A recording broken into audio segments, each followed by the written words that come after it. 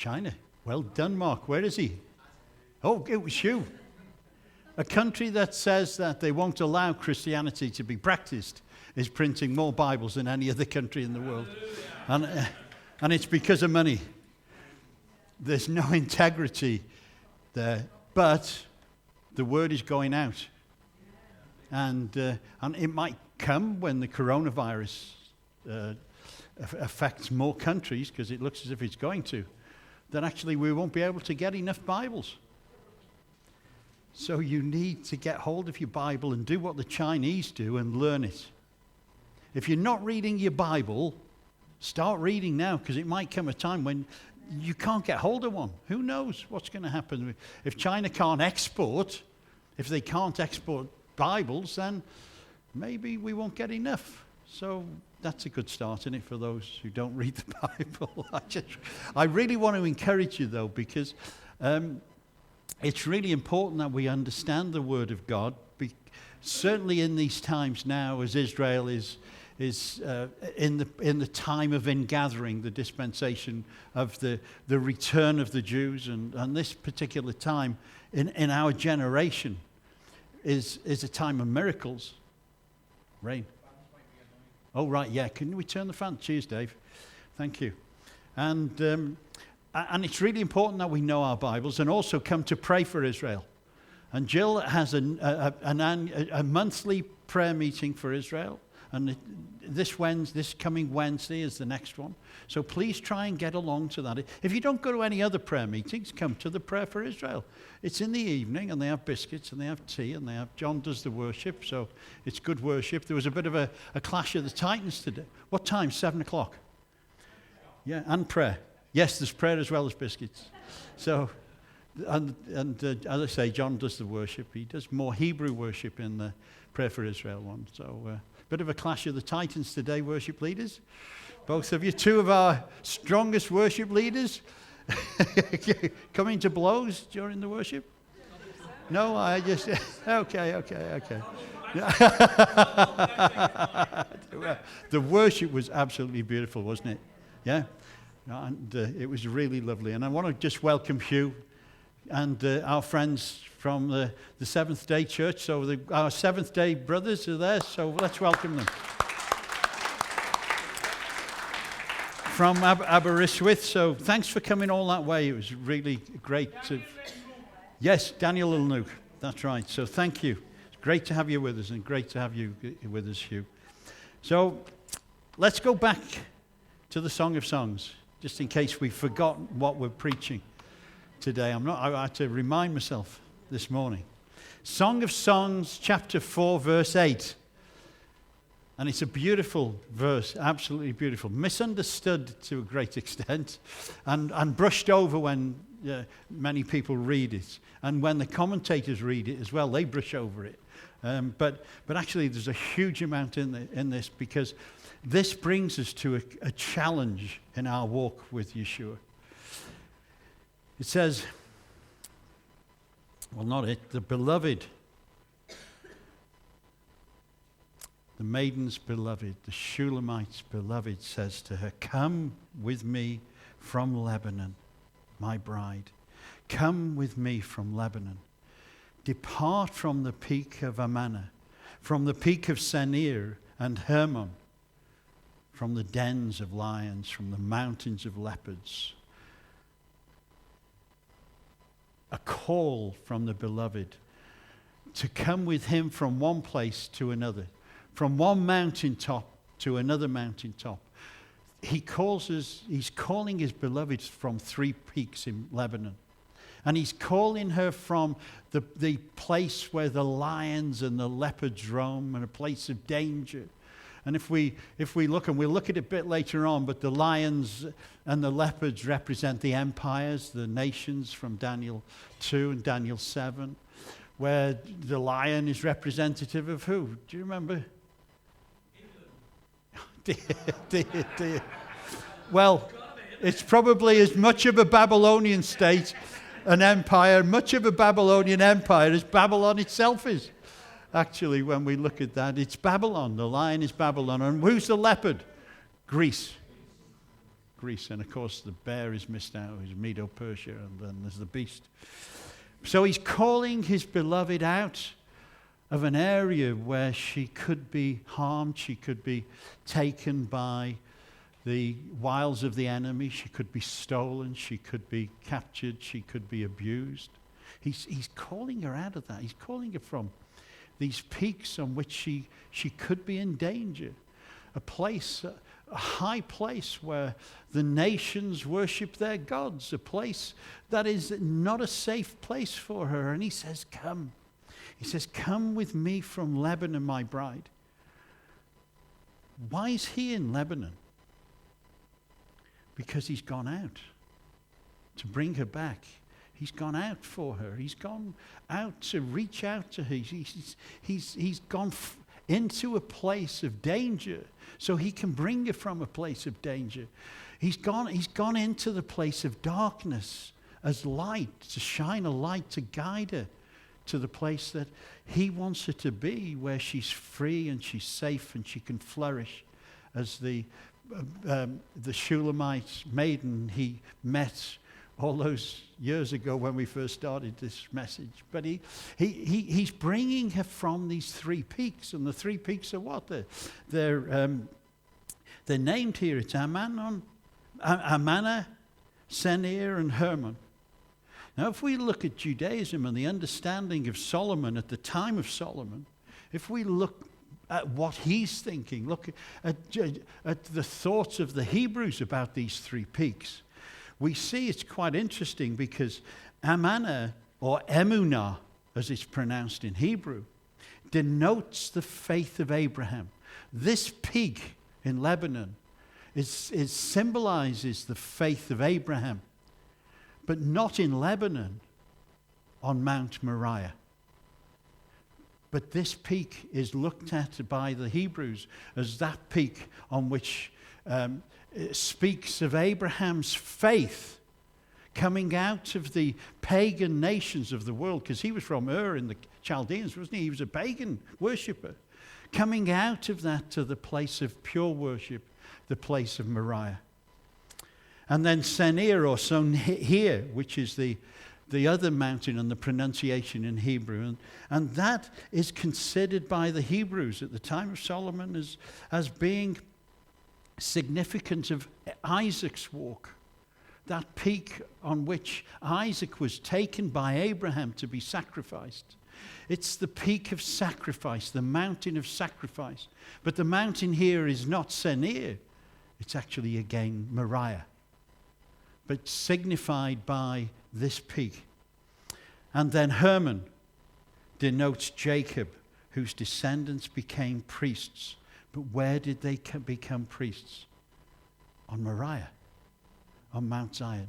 Not in Hermon, not in Senir, not in Emunah, on Moriah.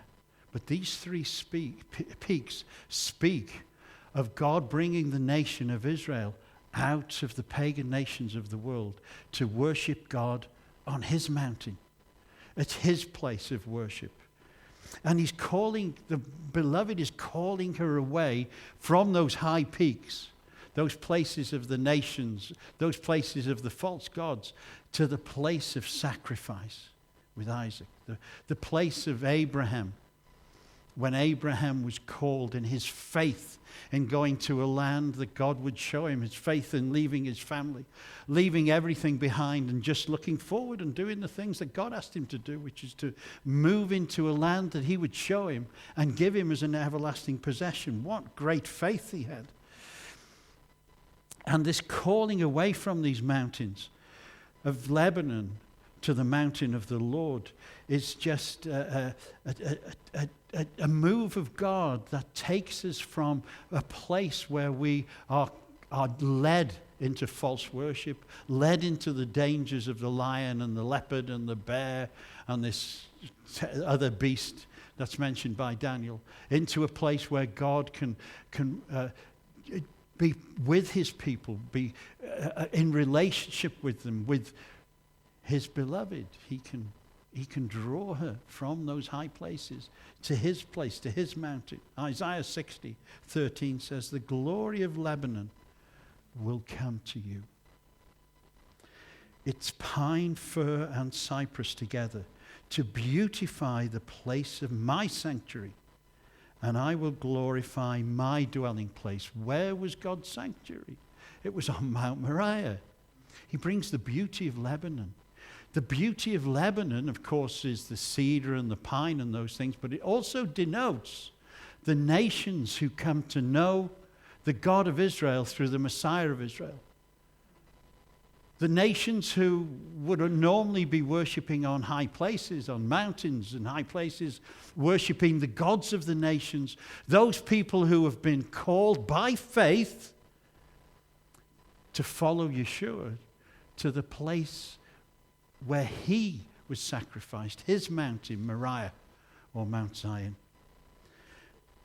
1 Kings 7:2 says that Solomon built a house from the forest of Lebanon, and it describes the size of the house with cedar beams of its pillars. The riches of Lebanon, the riches of the nations, the pearl of the nations, if you were to look at Matthew 13, the parable of the hidden treasure and the pearl of the nations, the beauty of the nations coming to Mount Moriah to be with the God of Abraham, Isaac, and Jacob, and not with any other God, to be separated from the nations of the world. Gentiles coming in their flocks to worship the God of Israel at the place where God would have his name dwell. That's the Gentiles and the Jews coming together to the place of sacrifice on Mount Moriah. And the beauty of Lebanon, the cedars of Lebanon. Cedar never rots. You don't get woodworm in cedar. It doesn't rot. That's why God built the house of his house of cedar. That's why Solomon did that for God. But which mountain did God actually choose? Moriah. God is not going to have us worship him on a high mountain in Lebanon or in Mulvamai, although we've got the pro-abortion walk there again. Pro-life walk. Sorry, Lynn. Yeah. That was a close call, wasn't it? Don't worry, Luke and Daniel. We're not pro-abortion, I tell you. The pro-life walk on the 21st of June. We've got another event on Mulvamai, the mountain up there. But this is a pro-life event, an advocacy day. So put that in your diary if you would, please. And then we've still got the Run for Israel in July as well on the mountain. But that's not the place to worship God. The place to worship God has always been on Moriah, Mount Zion, that beautiful mountain. And it's the same, it means the same. Mount Zion is the same as Mount Moriah. It's important. Melchizedek, we see in Genesis 14. Melchizedek is the king of Salem. Salem is Jerusalem. He met with Abraham in Salem on Mount Moriah. And what happened there? Abraham blessed Melchizedek, and Melchizedek brought bread and wine for Abraham, a symbolism of the sacrifice of Yeshua. That's what we've had today, the bread and the wine. We've had that as a symbolism of that wonderful sacrifice, but where did it take place? It took place on Moriah. That sacrifice of Yeshua took place at that very place where Melchizedek met with Abraham, the man of faith. We are the people of faith, Jew and Gentile coming together to believe that Yeshua is the Messiah. We're the people of faith. This verse speaks exactly of the prophetic nature of Yeshua, calling his bride out to his mountain in Salem or Jerusalem. It's a beautiful word. And then what happened with Abraham in Genesis 22? We see there that Abraham took Isaac, his son. Now, some people say Isaac was in his 30s when Abraham took him up the mountain, Mount Moriah, to sacrifice him. I don't know how old Isaac was. We don't really know his exact age, but if he would have been an adult. If he was an adult, imagine the commitment and the faith those two had, Abraham and Isaac, to go up this mountain and be prepared to be sacrificed. Because God just asked the question, will you? Will you go to my mountain? Will you go to my mountain and worship me with everything that you have? Your own son. I don't know whether I could do that. I don't think there are many people I know who could do it.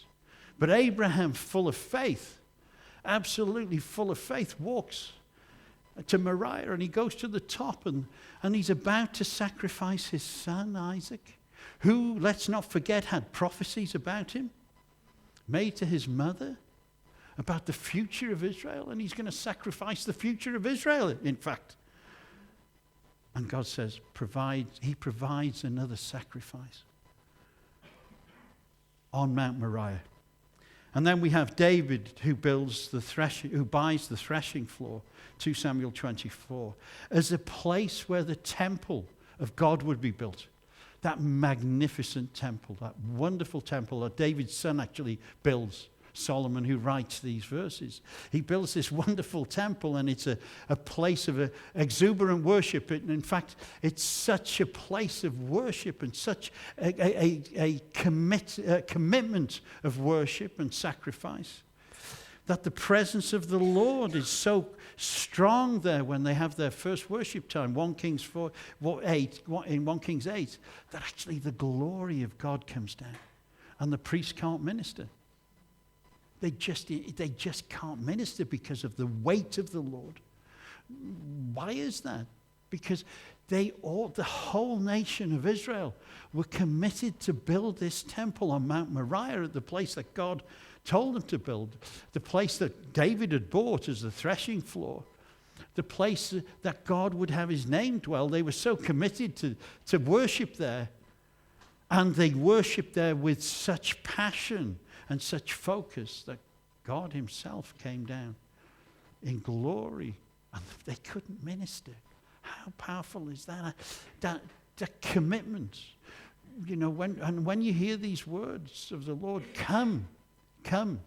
I've learned quite a bit recently about the presence of God. I've been looking at the presence of God. And you know, the presence of God is here. The presence of God is in a lot of places of worship. But I know for us, the presence of God is here. And I felt God again today. But what happens is that if we're in the wrong place, if you read 2 Kings 17 and 18, you see that God moves people out of his presence if they're not in the right place. If they're not in the right place with God, he moves them out. His presence is always here. A week last Monday when we came in here, it was just so, God was just so present here, wasn't he? And I think we've got to check how we come to worship, because sometimes we say, well, I didn't feel God today. I didn't feel him. Well, what's the problem? God was here. Maybe we've not entered in. Maybe there's something on our mind that's still playing around. It's just, maybe we're thinking about something or we're concerned about something that actually just doesn't allow us to get into the presence of God. But, this on Moriah, when they built the temple, God was there so powerfully that they couldn't move and they couldn't even worship. But why do I talk about Moriah? Why do I talk about Zion? Why does the beloved call his wonderful Shulamite maiden from the peaks of Lebanon? Why does he call it? It's because the mountains of the nations are jealous over Moriah.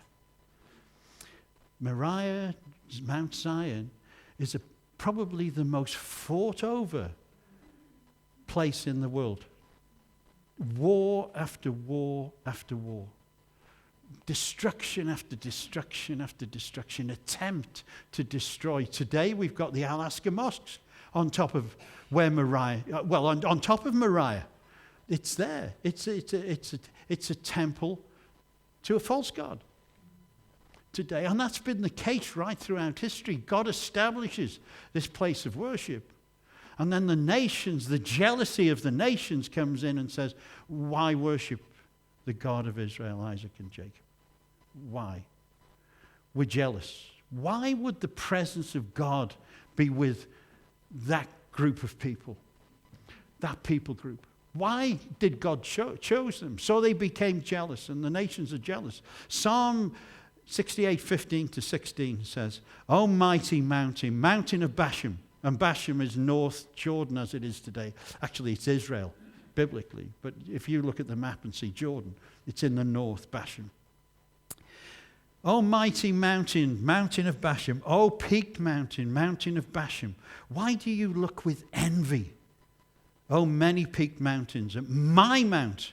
Why do you look at envy at my mountain that God desired for his abode, where the Lord will reside forever?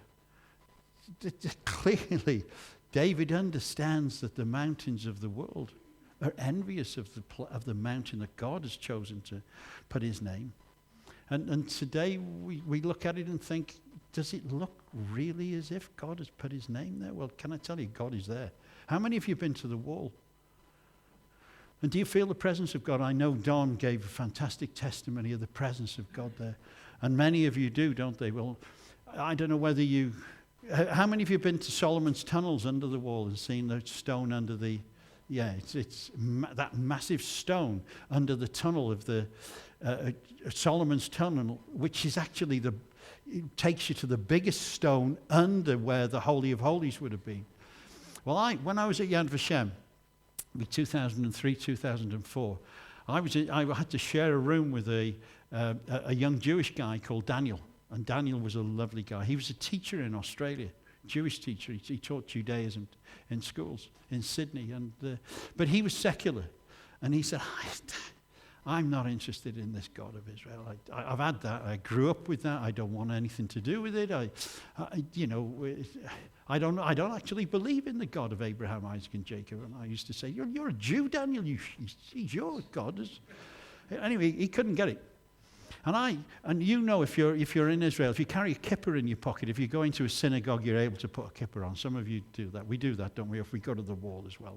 And Yad Vashem used to say, because I was only one of 4 Gentiles in this class of 30, and the rest were Jews. And I kept this. They used to say, keep a kippah in your pocket. And I did.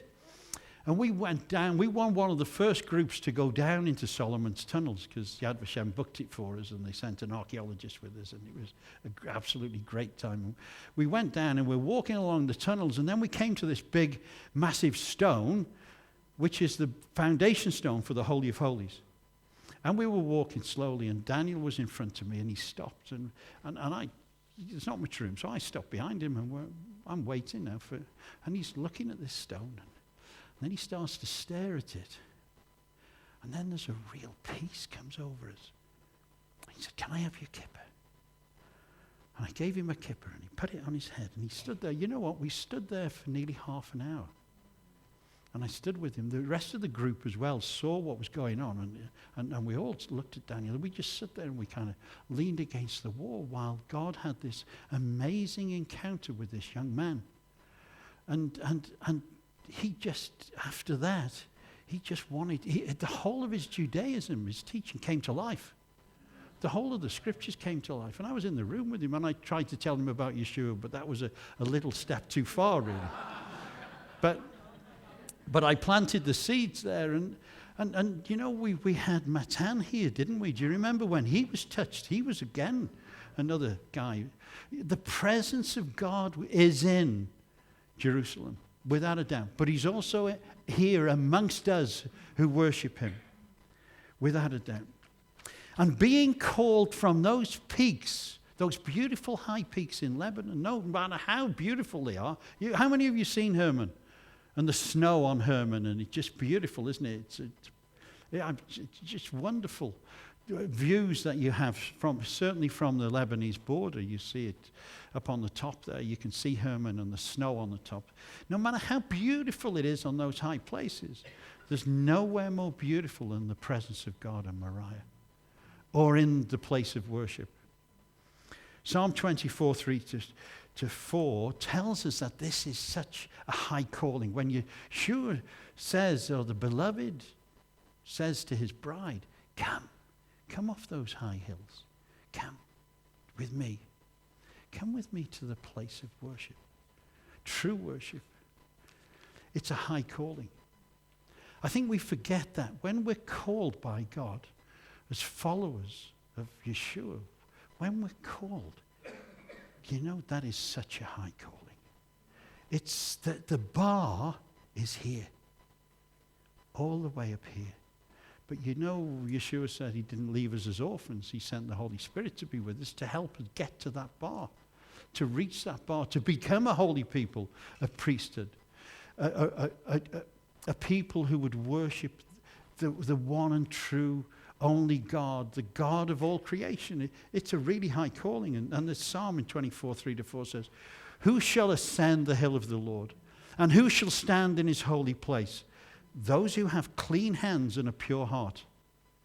That's a high calling. Clean hands, no sin, and a pure heart, full of love. That's the calling. The calling is one in which our glorious God has come to bring us into as a people, so that we can follow him not to the places of the nations, but follow him into his holy mountain, to the place at which he would have us live with him for eternity. That it's such a high calling. If we don't understand it, then let's try and understand the calling. Let's try together to understand it. Let's see if we can come into the place, the temple, a place of worship with clean hands and a pure heart. Let's just focus on this high calling that God has on our lives. Psalm 78, 68-9 says, but he chose the tribe of Judah, Mount Zion, which he loves. And he built his sanctuary like the high heavens, like the earth which he has founded forever. He built his sanctuary. He had Solomon build it, didn't he? Like the high heavens. You see, the temple in Jerusalem is just really a copy of the temple in heaven. And when we come here to worship, when we come and we focus on worshiping our God, the God that brings us salvation,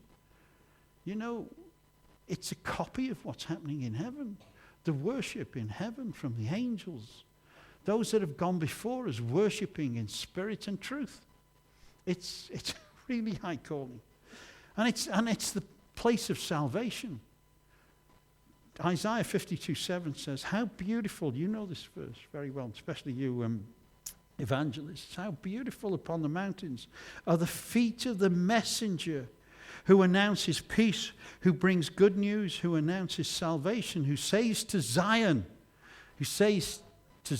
your God reigns.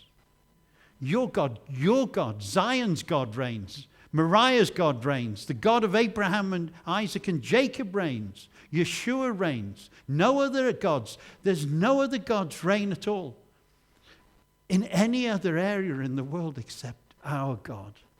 There are many gods who are worshipped, but actually in the spirit realm there is only one God who reigns. And he's the God we worship. Isaiah 2:2 says, in the days to come, the mountain of the Lord's house shall be established as the highest of the mountains, and shall be raised above the hills, and all the nations shall stream to it. Can you imagine in the millennium, because this is a millennium scripture, when all the nations of the world, the leaders of the nations will come to Jerusalem to worship the God of Abraham, Isaac, and Jacob. Can you imagine the offense that it would be if we said that to them today? That Boris Johnson would go to Mount Zion and worship the God of Abraham, Isaac, and Jacob, or Donald Trump would go and worship the God of Abraham, Isaac, and Jacob? That they bow the knee? Well, that's what's going to happen. Micah 4, 1-2 says, in the days to come, we're talking about the millennium, the mountain of the Lord's house shall be established as the highest of the mountains, and shall be raised above the hills, and people shall stream to it. And many nations will come and say, come, let us go up to the mountain of the Lord, to the house of the God of Jacob, that he may teach us his ways, not the ways of the nations, his ways, and that we may walk in his paths. For out of Zion shall go forth instruction, and the word of the Lord from Jerusalem. It's a pretty important place, isn't it? It's a pretty powerfully spiritual place to be. Nahum 1:5 says, the mountains quake before him, and the hills melt. The earth heaves before him, the world and all who live in it. The mountain quakes before him. When Yeshua comes back, what's going to happen? He's going to stand on the Mount of Olives and he's going to split. Mount of Olives is directly opposite Moriah. He's going to split in two. And when we look at these mountains, when we look at these verses talk about God raising up Moriah higher than the other mountains. At the moment, I'm going to touch on it in a minute, at the moment, Moriah is one of the lowest mountains in that area of mountains in Jerusalem. It's the lowest, it's the most humble of all. But when Yeshua comes, he's going to stand down, he's going to split in two, and he's going to lift the mountain, and there will be built a temple for worship of the God of Isaac and Jacob for the whole of the millennium. Isn't that a massive vision that God's given us through the scriptures? That's why you need to get one of these Chinese Bibles before they go. It is so. And the beloved is saying to his maiden, he says, come out of the place of the lions. Come out of that place of lions. Well, high places of the nations are the places where the lions are. And who sends the lions there? God does. He sent the nation of Assyria, Babylon, to go and take out the Israelites from the northern area of Israel. Take them out and take them into captivity because they didn't follow the laws of God. He removed them from the place that they were to worship him. And he sent them out and into that place. And Isaiah 5:54:10 says, for the mountains may depart and the hills may be removed, but my steadfast love shall not depart from you. And my covenant of peace shall not be removed, says the Lord, who has compassion on you. God is saying that my mountain is so holy. It's a place of steadfast love. But love of God is a two-way thing. God calls us to love him because he loved us first. And if we haven't got the love of God, we have no entitlement to go on the mountain. If we don't love God with all our hearts, which is his first command, if we put other things in front of him and show him that actually we love things that are more important to us than him, then what right have we to go up his mountain? That's what he did with Israel. He said, okay, if you don't love me, well, I'll show you what will happen to you. He promised that in Deuteronomy 28. He said, if you don't love me, then I'm going to have to take you out of the land, because love is connected to the commands of God. Keeping his commands and loving his commands, loving his precepts, it's all connected together. And they didn't. They went and built altars on high places. Micah 1:3-4 says, for lo, the Lord is coming out of his place and will come down and tread upon the high places of the earth. Then the mountains will melt under him and the valleys will burst open, like wax near the fire, like waters poured out down a steep place. He's coming out of his place, Moriah, to tread on the high places of the mountains of the world. Why is that? Because pagan altars are built on high mountains. And I'm going to come on to that. 1 Kings 12:32-33 talks about Jeroboam, who had a festival on the 15th day of the 8th month, like the festival was in Judah, and he offered sacrifices on the altar. So he did in Bethel, sacrificing to calves that he made, and he placed in Bethel the priests of the high places that he had made. He went up to the altar that he had made in Bethel on the 15th day in the 8th month, in the month that he alone had devised, and he appointed a festival for the people of Israel, and he went up to offer incense. This is Jeroboam, who's a priest, who's a king, who's against God. And he goes to Bethel to worship the calf deity. But he goes to a high place. How many of you came with Bethel this year with Bethel, or last year when we went to Israel? Quite a lot. It's a high place, isn't it, in comparison with other areas? You've got a good view from the top of Bethel. Well, that's where Jeroboam decided he was going to start calf worship in Bethel. And because high places are places where the pagans worship their gods.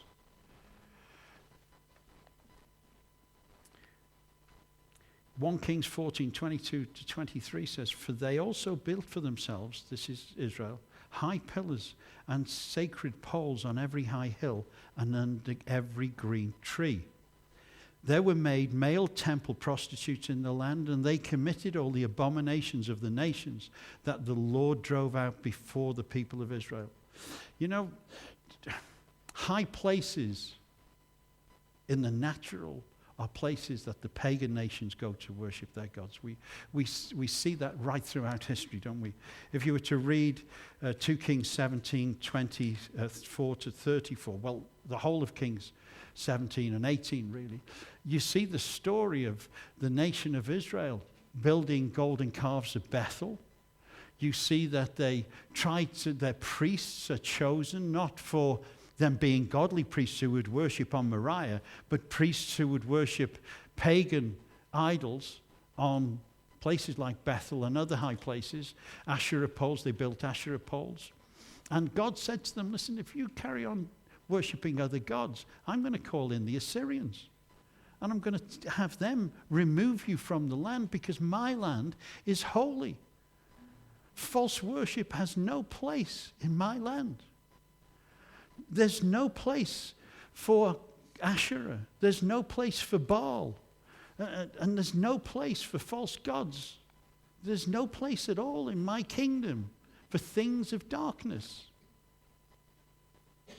There's no place in our walk with God for sin. There's no place in our walk with God for coldness or hatred or deceit or lies. Our walk with God is a place of holiness. It takes us to a mountain of holiness. Numbers 33:50-52 says, "In the plains of Moab by the Jordan and at Jericho, the Lord spoke to Moses, saying, Speak to the Israelites and say to them, when you cross over the Jordan into the land of Canaan, you shall drive out all the inhabitants of the land before you and destroy their figured stones and destroy all their cast images and demolish all their high places." You know, when we come into salvation, when we answer the call of the beloved who says, come from those high places in your life, when we answer that call, we're supposed to demolish and destroy everything that comes before us in God. We're supposed to lay down everything. We're supposed to come off that high place. And we're supposed to walk with God in humility and in repentance and in love of Him. And follow Him wherever He goes, not where we want to go. We want to go back to Lebanon. He wants us to go to Moriah. We want to go back to Emunah.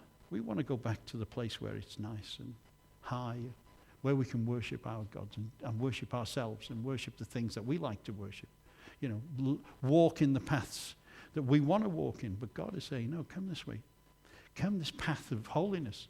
Ascend my hill, not the one that you build. And Jeremiah 5:5-6 speaks of the lions and the things that are dangers in our lives. Jeremiah 5:5-6 says, "Let me go to the rich and speak to them. Surely they know the way of the Lord of their God. But they all alike had broken the yoke, and they had burst the bonds. Therefore a lion from the forest shall kill them. A wolf from the desert shall destroy them. A leopard is watching against their cities. Everyone who goes out of them shall be torn in pieces, because their transgressions are many, their apostasies are great. And God is asking us, he's telling us to walk in holiness, because we face the lion and the leopard. We face the nations when we follow the nations and do things that the nations do and that God dislikes. He tells us we shouldn't follow those things that are held up high in the nations. We shouldn't compromise our walk with God because the government asks us to, or because the world wants us to, or because we might upset somebody if we do. We shouldn't do that. God is a holy God, and he's calling us to look at the way that we live, to look at the things that are in our life that are high places for us.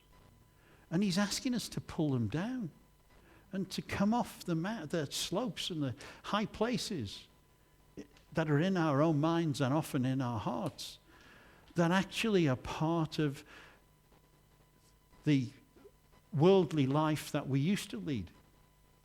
And sometimes that life was nice. But that's not the call that we've answered. The call is to ascend up to the hill of the Lord. The call is to be in that holy place. The mountains that we set before us, the ones we want to climb, the ones that we want to be on top of, are not the place of holiness. They're not that place. You see, when we come to the end of time, when Yeshua comes back, it's not actually the end of time then, is it? It's end of time, it's the millennium, after the millennium. But let's just accept the day of the Lord. When we come there, then we're going to be faced with things in our lives like the lion and the leopard, which form the beast, which creates a place of false worship. And we're going to be faced with, do we worship Satan, or do we worship God? That's the question. If you read Revelation 13, which speaks of the lion, the leopard, and the beast, and etc., it's all about worship. It's not about anything else. It's not about whether you've got the coronavirus. It's not. It's about who you worship. And there's a lot in the Christian community at the moment who are saying, oh, it's the end of the world, the coronavirus. Can I tell you this? It's true. But if you don't look to the Bible and you look to the medical condition of the nation, if you don't look to the Bible, you're going to end up being misled. You've got to look at Israel. You've got to look at what's happening in Israel and in the Middle East. Because if you read the Bible, it's about the Middle East, isn't it? That's what it's about. And if you don't look to Israel and what's happening in Israel, but you look to how many people have died of coronavirus as to whether it's an end time or not, you're going to be duped, you're going to be deceived. God numbers the days of our life, doesn't he? He knows the days of our life.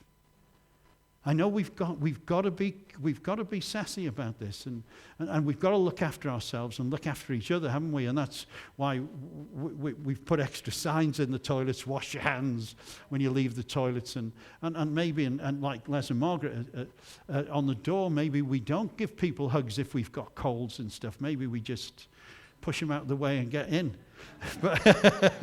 But it's true, we've got to look after ourselves, haven't we? If you've blown your nose, wash your hands and put your tissues away. Put them in the bin. That's a pet thing of mine anyway. But like with the worship, if we use bottles, water bottles, take your own water bottle and get rid of it. Those sort of things are practical advice, aren't they? But we shouldn't be afraid. We shouldn't be afraid. We should, God has us in the palm of his hand. And he's going to look after us every day of our lives. And he's not going to leave us or forsake us because of coronavirus. He doesn't get coronavirus. Anyway,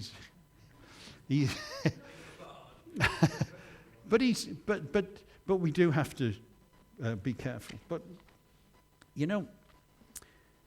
when we look at high places in Scripture, it's usually to do with how man makes a God for himself. God has made us. The enemy doesn't like the idea.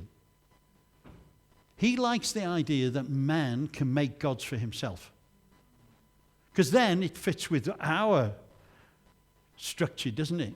And maybe we don't put the bar too high if we can make a God for ourselves. If we can make a God for ourselves, we maybe can have the bar here so that we can still do the things we want to do.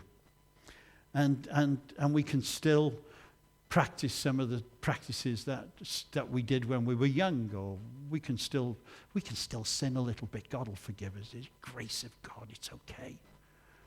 Maybe if we set the bar that level, that's okay. But you know, the bar that God sets is this level. The mountain of God is low, but the calling is high. Are we up to take the calling, to accept the calling? Where is our high place in our lives? Have we exposed ourselves to the lion and the leopard with the way that we live? Do the things that we do on a regular basis, the gods that we put before God, do they expose us to evil, to those pagan practices that draw us out of the worship of the true God? Do they draw us away? Is there something in our life which is higher than God himself? Maybe there's pride. Whoa. Solomon knew about pride. Proverbs 11:2 says, when pride comes, disgrace follows. But with humility comes wisdom. What advice. This is the man who wrote the verses that we're looking at. Get off the high mountain. Get off your mountain. Let's go to the mountain of our Lord. You see, Psalm 121, when David when he wrote that verse, I lift my eyes up to the mountain. Where does my help come from? He's not saying that his help comes from the mountains above, because the mountains all around were places of idol worship when David was there. He's saying my help comes from the Lord, not from the high places. No other God can give us what we really need. Proverbs 17:19 says, he who loves transgression loves strife. He who builds his gate high invites destruction. What wisdom. Proverbs 18:12 says, before his downfall, a man's heart is proud, but humility comes before honor. And Proverbs 16:18-19 says, pride goes before destruction, and the haughty spirit before a fall. It is better to be a lowly spirit among the poor than to divide the spoil with the proud. You know, let's come off that mountain. When Yeshua calls us, when the beloved calls his bride, let's get off the mountain of pride. Let's get off that. Let's lay it down. It doesn't matter, does it? Do we want to hang on to things or follow Yeshua? We want to follow Yeshua, don't we? Is that why we're here? That's why we're all trying to build this place, this little place of worship, because we want to follow him. That's why we do the things. That's why we work hard. That's why we're committed. That's why Dorothy and Don slog it there Friday, and Carol and Shirley and Sarah and all those who work on a Friday, all the team. They humble themselves before the poor so that they can serve the greatest one of all, Yeshua. What about the mountain of arrogance? We come across that occasionally, don't we? Or the mountain of judgment. You know, as pastors, more than anyone else, we're judged and found wanting an awful lot. And actually, you realize that once we all start to represent something of holiness, we're going to be judged and found wanting. You know, what happens when we look at the issues of Israel and loving God's laws, and the issues of abortion, the issues in society of looking after the poor? We're going to be found wanting, aren't we? I thought I'd try this week. We've got I've joined a secular group on Facebook just to see what's happening in this particular area of life. And the last 3 or 4 weeks, I've been watching it and seeing how people are quite arrogant about the way that they live. They want to protect their quality of life. People want to protect what they've earned. You know, what I've got in my society, what I got in my generation, from my work, how I built up my place in society. And they're not looking to the next generation. And there's all this vitriolic stuff about, and I won't go into detail because they'll identify me, but they're vitriolic about the things that they're saying, but it's always what they want for themselves. You know, I've done this, and nobody is going to come and take a bit of my quality of life. So I thought I would throw in a little one. And I wrote just 3 or 4 lines, something absolutely opposite to what everybody else was saying. And you know what? I had such a surge of support. And I realized that those who are arrogant and proud are often a minority. And they're often those who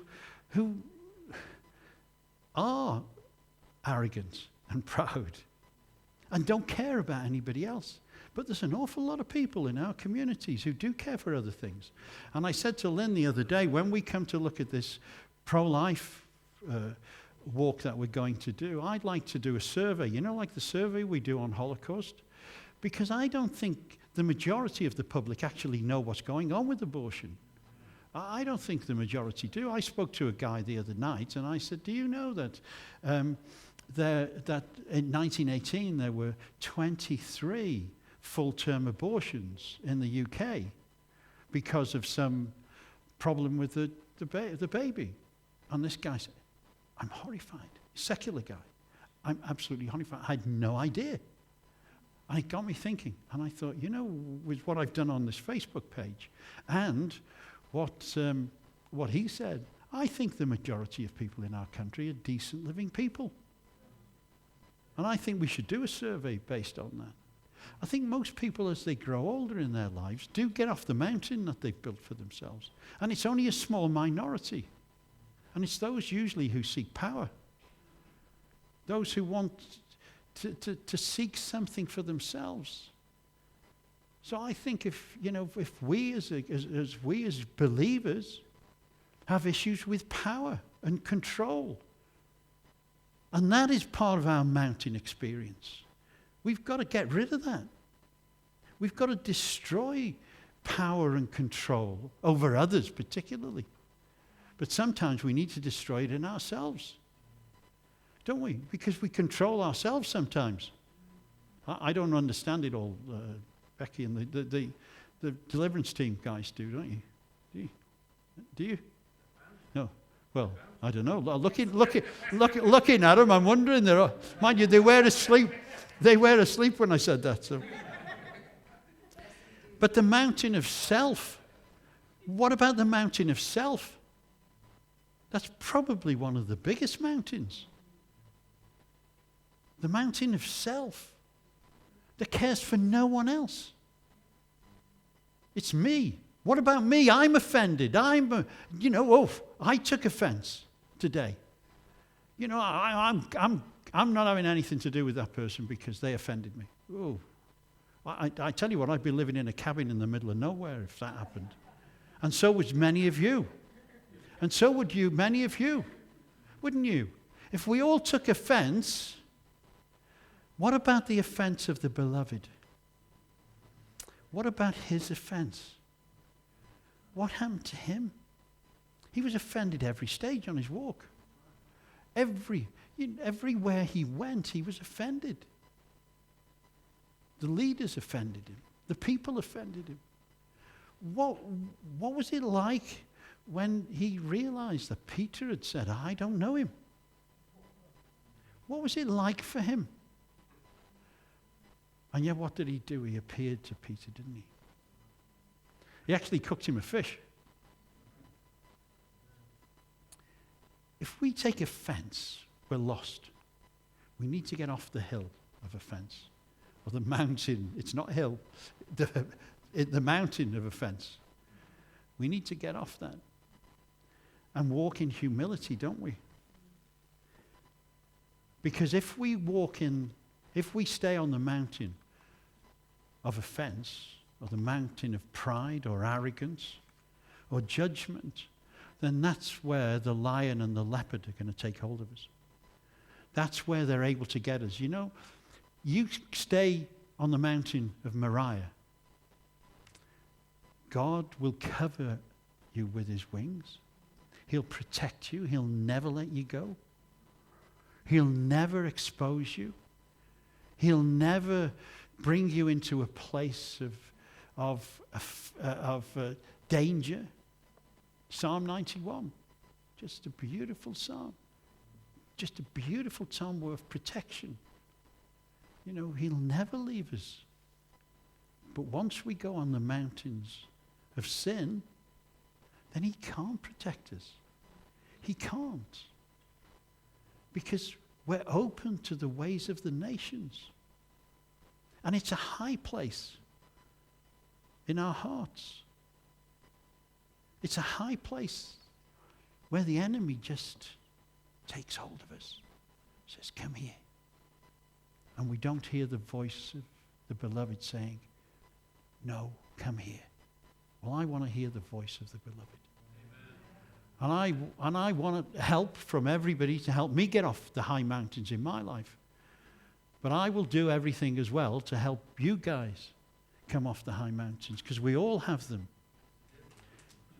That we all have these places of false worship.